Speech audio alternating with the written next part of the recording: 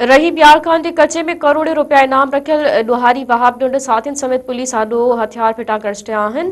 पंजाब हुकूमत पारां करोड़ रुपया इनाम रखियल ॾोहारी गैंग जे सरबराह वहाब ॾुंड पंहिंजे 18 साथियुनि समेत गिरफ़्तारी ॾिनी। डीपीओ रही ब्यालखान इरफान अली समूह ऐं डीपीओ राजनपुर प्रेस कॉन्फ्रेंस दौरान ॿुधायो त वहाब ॾुंड ऐं संदसि साथी अगवा बराए तावान फुरून धाड़ुन ऐं ॿियनि केतिरनि ई संगीन दोहनि में पुलिस खे घुर्बल हुआ। पुलिस मूजिब केतिरनि ई जवाबदारनि ते पंजाब हुकूमत तरफ़ां वॾे इनाम रखियल तौर रखियल हुई, जिन गिरफ़्तारी ॾेई छॾी आहे।